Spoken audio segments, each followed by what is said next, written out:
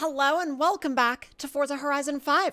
And in this video, we're going to be taking a look at the new 1970 Charger from the Fast X car pack. We're going to be driving it stock, then we're going to be going through the upgrades, and then we're going to see what a fully upgraded one can actually do. Now, with this car being essentially one of the most beloved cars of the entire Fast franchise, I feel like a lot of people are going to end up buying the pack for this car, and I don't think there's anything wrong with that, although I will say if you only buy the pack for this car, you're missing out on a lot, and you're also not getting a ton for your $10. So if you do plan on buying the pack, please make sure that you actually use or are going to use all of the cars in the pack so that you at least kind of feel like you get your money's worth out of it. But with that, do I like this car? Yeah. No, this car's amazing. I love this car. It's not necessarily going to be a car that I'll use probably all the time.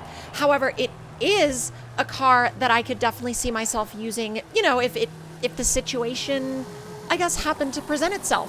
Which, honestly, the beauty of Horizon is that tons of different situations to use tons of different cars kind of always present themselves.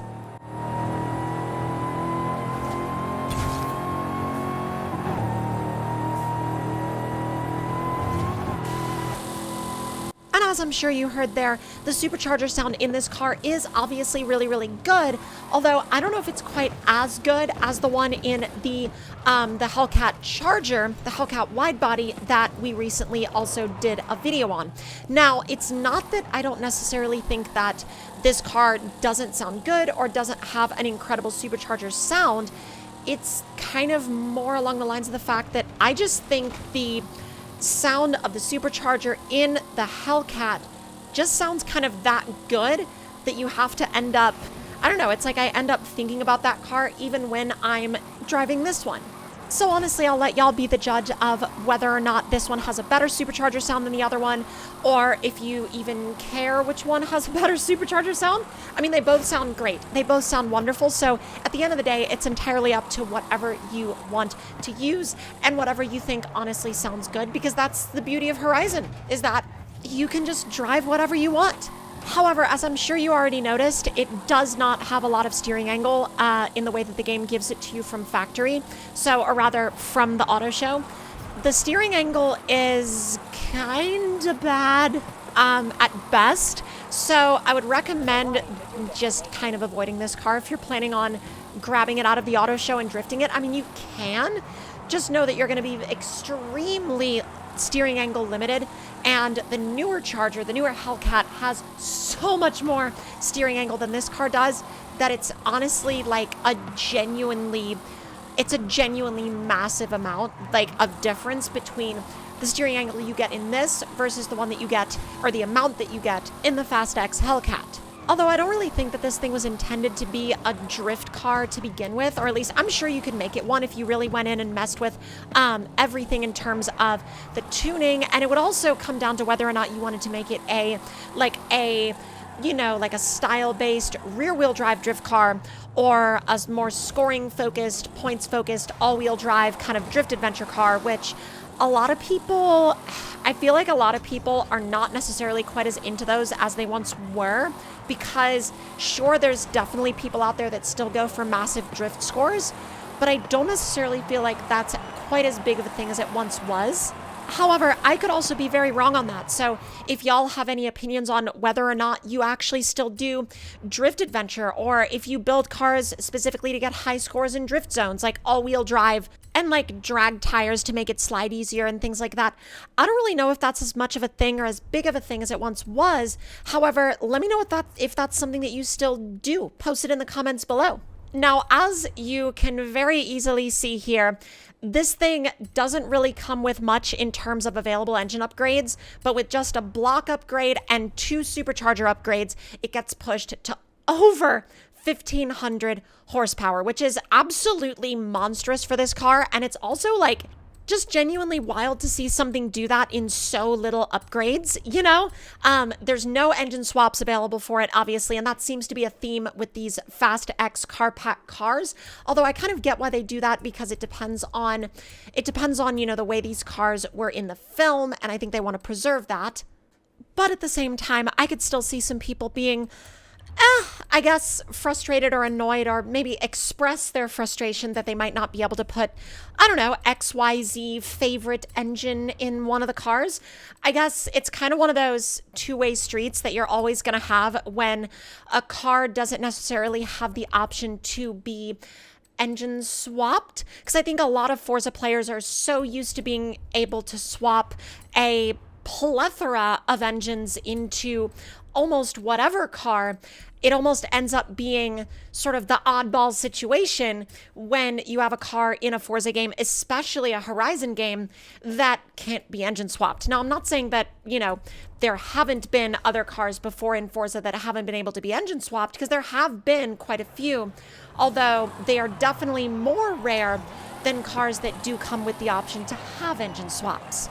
Although, kind of on the other hand, and kind of counterpoint to that, if you've already bought the pack, you probably weren't looking to swap the engine anyway. I don't know. Again, that's just my opinion. I don't know. Also, go ahead and give this thing a listen real quick.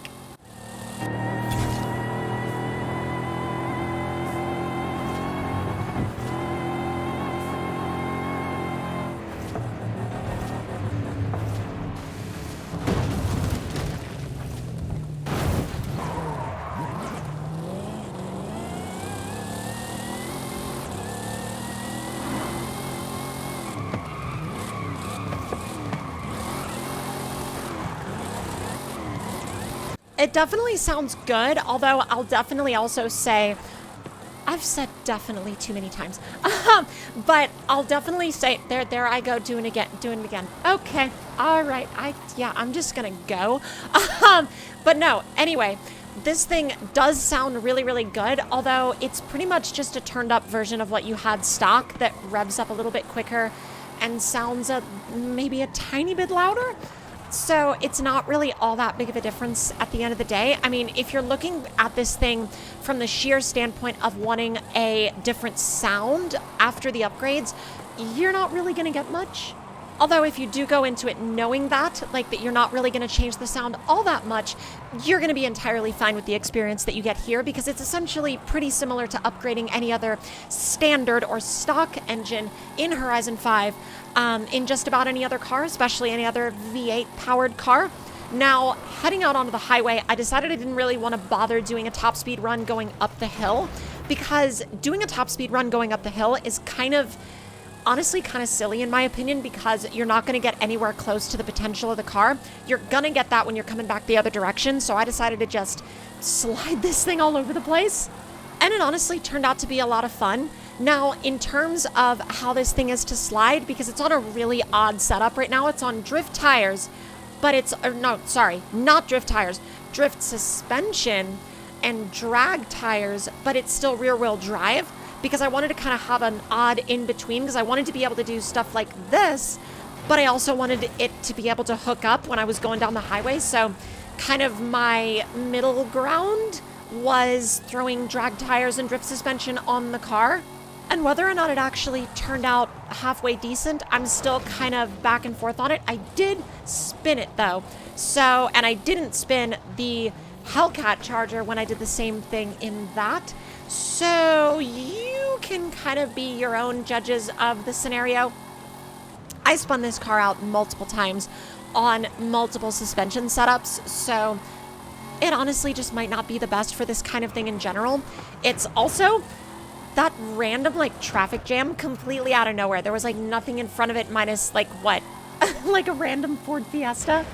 Although, those random Ford Fiestas, they kind of cause traffic everywhere, both in Horizon and in the real world. So it honestly just, again, it comes down to what you want to do with the car. And I think at the end of the day, if you're buying the pack, you might as well try it. And I'm sure a lot of the people that buy the pack are buying it either for this or for the Hellcat wide body, or potentially for the Datsun, the 240Z. I could also see some people buying the pack solely for that as well. But I really do urge you, if you are buying this pack solely for one car, branch out of that one car and use the other cars in the pack, because that's really the only way that you're going to kind of get, I feel like that's the only way you're going to get a real return on your dollars for buying the pack, because like the pack is 10 bucks. And if you only use one car for those 10 bucks, I don't necessarily feel like that's the greatest of value. But then again, that's entirely subjective to what you consider value for gameplay or value for money in return for gameplay. So entirely up to y'all in terms of what you want to do, in terms of where you want to go with everything. And with that, that is where we are going to probably start to end this video off. And I'm going to finish it by showing y'all the top speed that I was able to get out of this thing. Now, honestly, I do need to go ahead and warn y'all that this was entirely untuned. It was a drop-in transmission, and this thing would easily be able to go a lot faster. So do keep that in mind. It really does hit its gearing limit really, really fast here in this video, but that's going to do it for this one. And if y'all did enjoy, please do make sure to hit that subscribe button and, of course, turn those notifications on. And I will see y'all next time.